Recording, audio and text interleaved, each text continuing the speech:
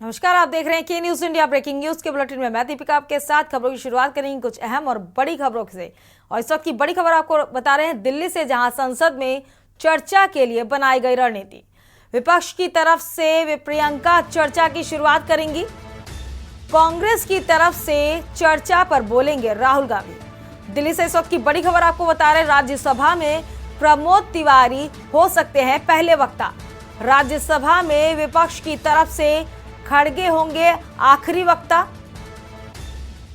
दिल्ली से इस वक्त की आपको अहम खबर बता रहे हैं, संसद में चर्चा के लिए रणनीति बना ली गई है। प्रियंका गांधी चर्चा की शुरुआत करेंगी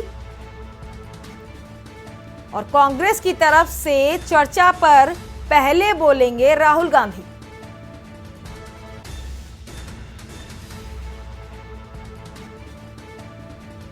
राज्यसभा में प्रमोद तिवारी हो सकते हैं पहले वक्ता।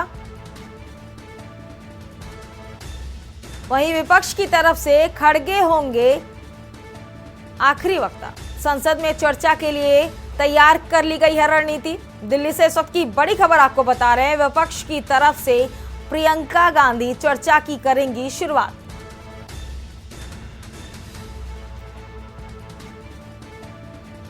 दिल्ली से आपको इस वक्त की बड़ी खबर आपको बता रहे हैं, विपक्ष की तरफ से प्रियंका गांधी चर्चा की शुरुआत करेंगी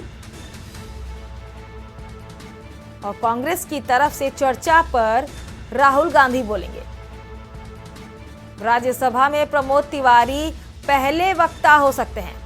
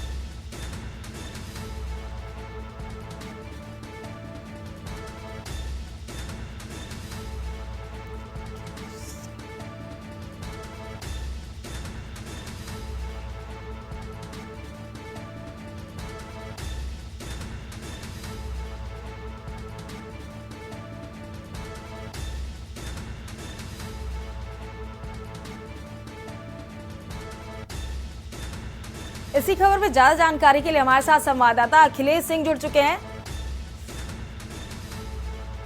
अखिलेश, विपक्ष की तरफ से प्रियंका चर्चा की शुरुआत करने जा रही हैं।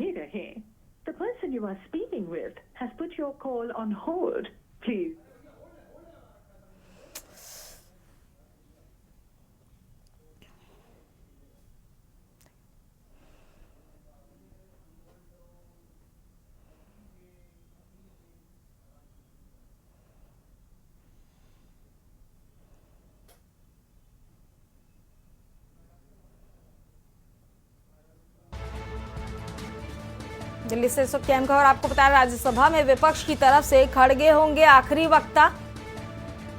संसद में चर्चा के लिए तैयार कर ली गई है रणनीति। इस चर्चा की प्रियंका गांधी शुरुआत करेंगी।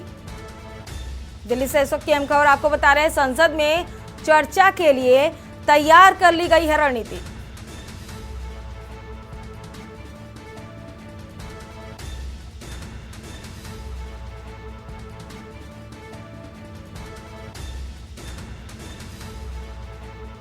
राज्यसभा में प्रमोद तिवारी पहले वक्ता हो सकते हैं।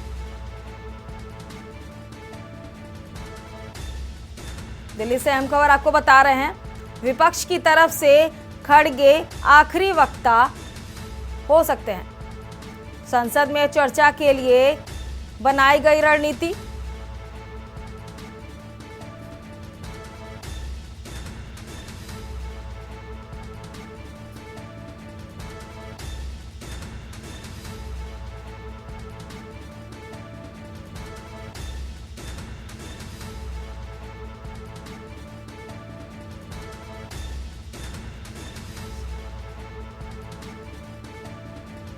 इसी खबर पर ज्यादा जानकारी के लिए हमारे साथ विशेष संवाददाता अखिलेश सिंह जुड़ चुके हैं।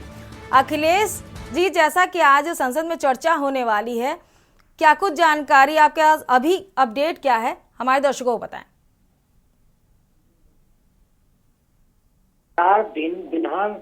4 दिन सदन के दोनों सदनों में संविधान पर चर्चा होगी। संविधान पर चर्चा देश के 75 साल पूरे होने पर की जाएगी।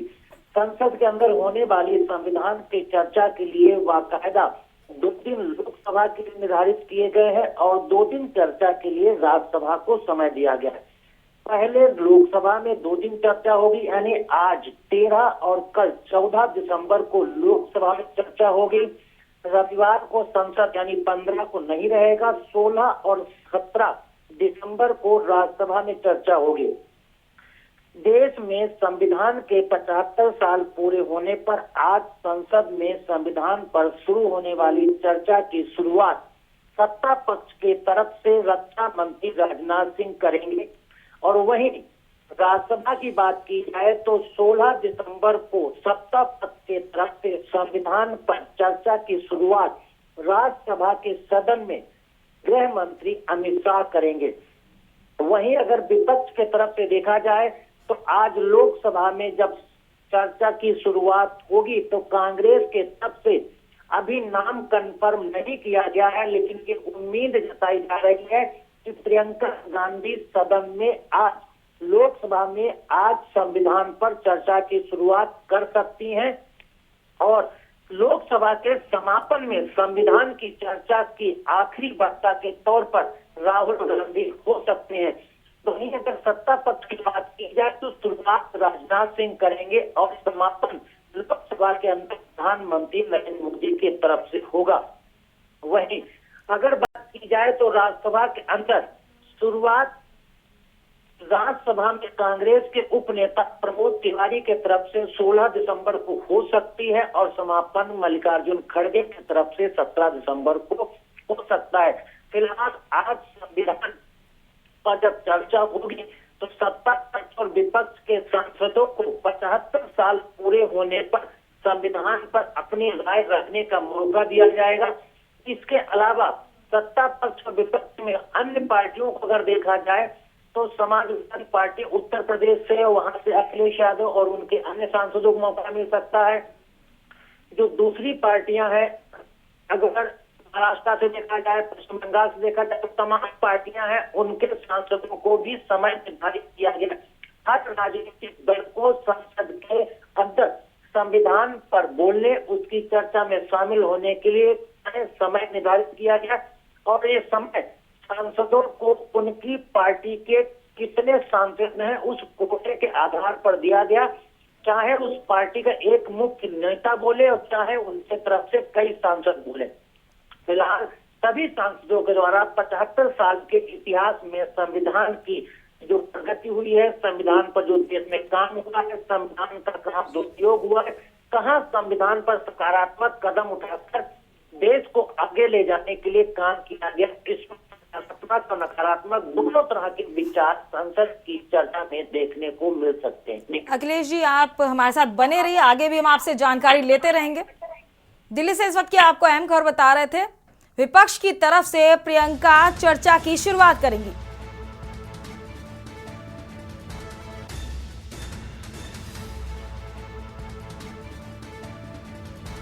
राज्यसभा में प्रमोद तिवारी पहले वक्ता हो सकते हैं। दिल्ली से इस वक्त की आपको अहम खबर बता रहे हैं, राज्यसभा में प्रमोद तिवारी पहले वक्ता हो सकते हैं।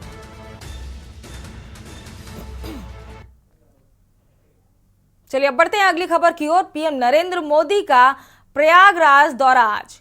महाकुंभ 2025 का औपचारिक शुभारंभ करेंगे पीएम मोदी।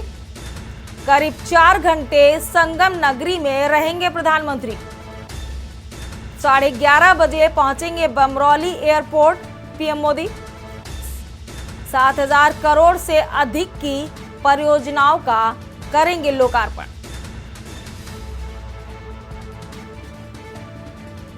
शाम 3:30 बजे एयरपोर्ट से दिल्ली के लिए भरेंगे उड़ान।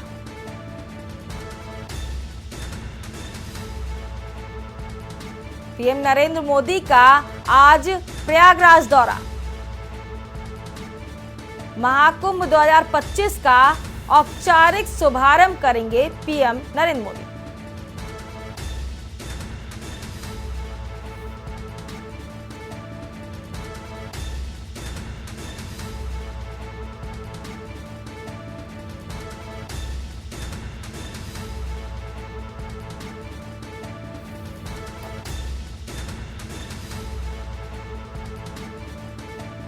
इसी खबर पर ज्यादा जानकारी के लिए हमारे साथ विशेष संवाददाता अखिलेश सिंह जी जुड़े हुए हैं। अखिलेश जी, प्रयागराज में आज पीएम नरेंद्र मोदी का दौरा है और वहां पे 55 करोड़ की परियोजनाओं का लोकार्पण भी होगा। क्या पूरी जानकारी अभी तक की है, हमारे दर्शकों को बताएं। उत्तर प्रदेश के प्रयागराज और संगम नगरी में महाकुंभ का आयोजन 2024 हो रहा है।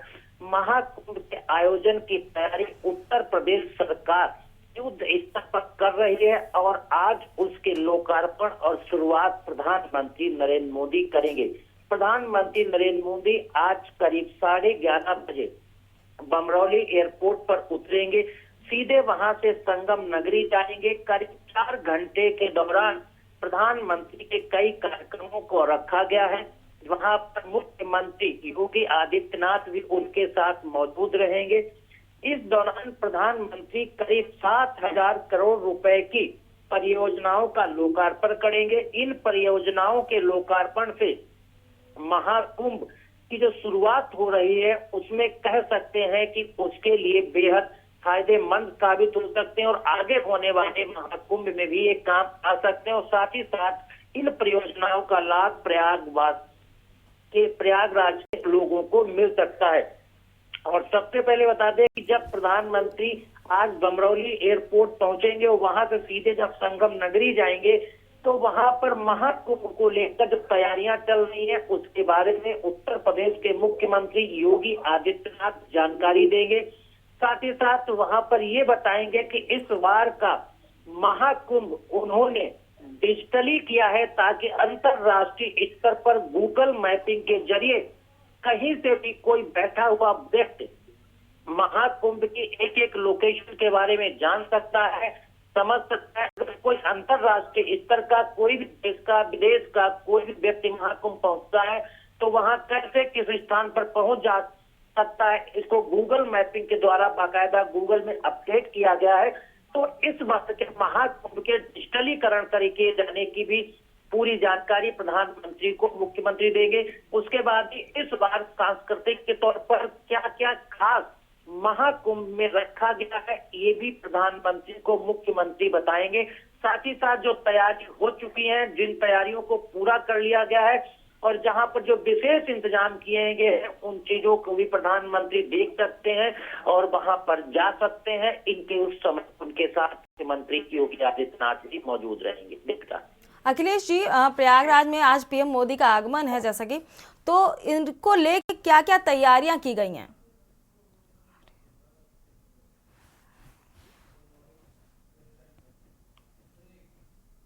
प्रोटोकॉल के हिसाब से उस प्रदेश की सरकार को व्यवस्थाएं करती, प्रशासनिक व्यवस्थाएं रहती हैं। बाकी केंद्र सरकार के प्रोटोकॉल के हिसाब से गृह मंत्रालय से तय पैरामीटर पर प्रोटोकॉल तय होता है। जब प्रधानमंत्री वहां पहुंचेंगे तो सबसे पहले बमरौली एयरपोर्ट पर वहां की राज्यपाल, वहां के मुख्यमंत्री यानी कह सकते हैं कि उत्तर प्रदेश की राज्यपाल आनंदीबेन पटेल, उत्तर प्रदेश के मुख्यमंत्री योगी आदित्यनाथ, उसके साथ महाकुंभ मेले के आयोजन की जिम्मेदारी निभा रहे वरिष्ठ अधिकारी जिनको मुख्य भूमिका की जिम्मेदारी दी है वो एयरपोर्ट पर प्रधानमंत्री का स्वागत करेंगे।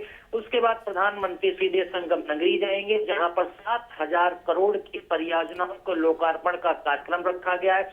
वहां पर जाके प्रधानमंत्री उनका लोकार्पण करेंगे और महाकुंभ की जो विशाल अखिलेश जी, आपका बहुत बहुत शुक्रिया तमाम जानकारी साझा करने के लिए।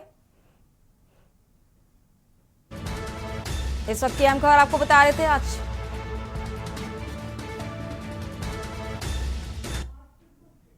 खबरों का सिलसिला लगातार जारी रहेगा। रुकते हैं छोटे से ब्रेक के लिए, जल्द हाजिर होंगे।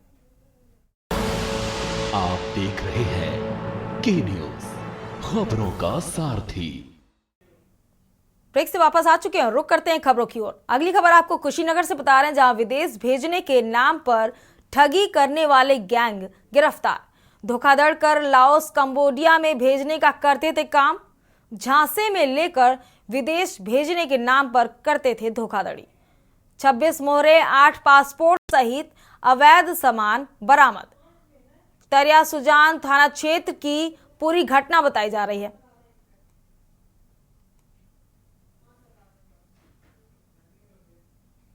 वहीं अगली खबर आपको हमीरपुर से बता रहे हैं, जहां राठ कोतवाली इलाके में दबंगों के हौसले बुलंद हो गए हैं। युवक को जान से मारने की नीयत से किया गया हमला, मारपीट। इसी बीच आपको कुशीनगर से अहम खबर बता रहे हैं, झांसे में लेकर विदेश भेजने के नाम पर ठगी करने वाले गैंग गिरफ्तार। कुशीनगर से इस वक्त की अहम खबर आपको बता रहे हैं, धोखाधड़ी कर लाओस कंबोडिया में भेजने का करते थे काम।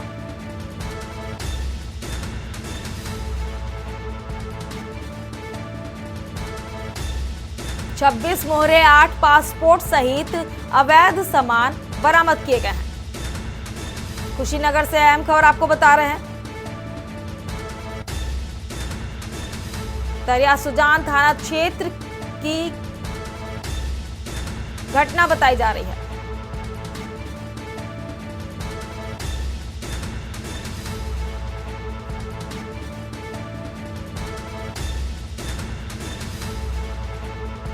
कुशीनगर से इस वक्त की अहम खबर आपको बता रहे हैं, विदेश भेजने के नाम पर ठगी करने वाले गिरोह गिरफ्तार कर लिए गए। धोखाधड़ी कर लाओस कंबोडिया में भेजने का करते थे काम।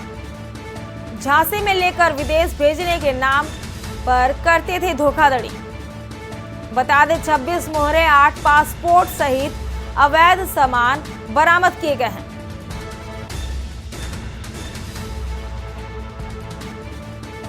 कुशीनगर से अहम खबर आपको बता रहे हैं, पूरा मामला तरिया सुजान थाना क्षेत्र का बताया जा रहा है।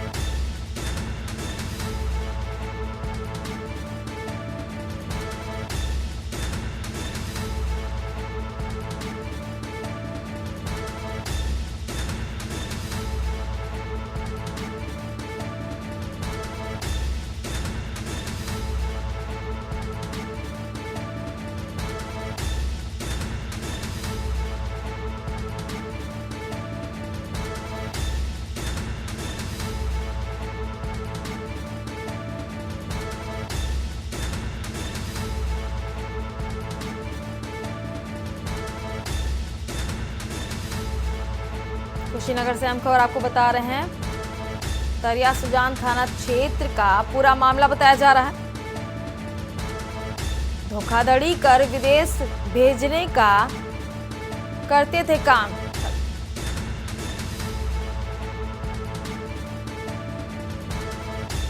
विदेश भेजने के नाम पर ठगी करने वाले गैंग गिरफ्तार।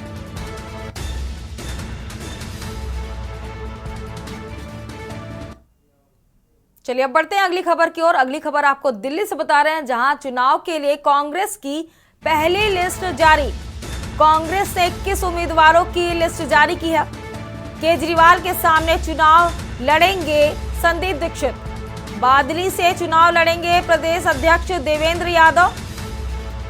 दिल्ली से हम खबर आपको बता रहे हैं, बादली से चुनाव लड़ेंगे प्रदेश अध्यक्ष देवेंद्र यादव।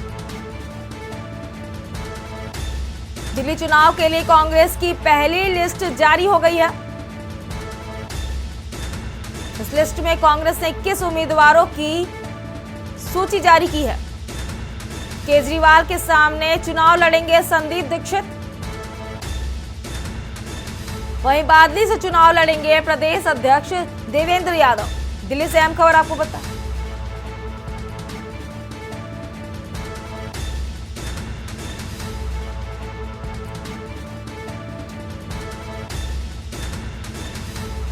दिल्ली से अहम खबर आपको बता रहे हैं, केजरीवाल के सामने चुनाव लड़ेंगे संदीप दीक्षित। वहीं बादली से चुनाव लड़ेंगे प्रदेश अध्यक्ष देवेंद्र यादव। दिल्ली चुनाव के लिए कांग्रेस की पहली लिस्ट जारी कर ली गई है।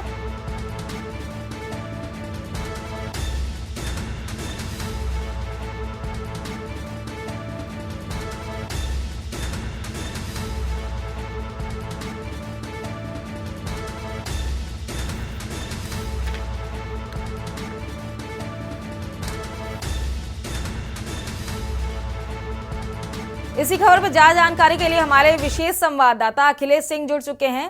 जैसा कि अखिलेश जी, कांग्रेस ने 21 उम्मीदवारों की लिस्ट जारी कर दी है, उसमें 2 नाम सामने भी आ गए हैं। अखिलेश जी, दिल्ली विधानसभा चुनाव के लिए कांग्रेस ने देर रात एक लिस्ट जारी की। इसमें 21 प्रत्याशियों के नाम घोषित किए हैं।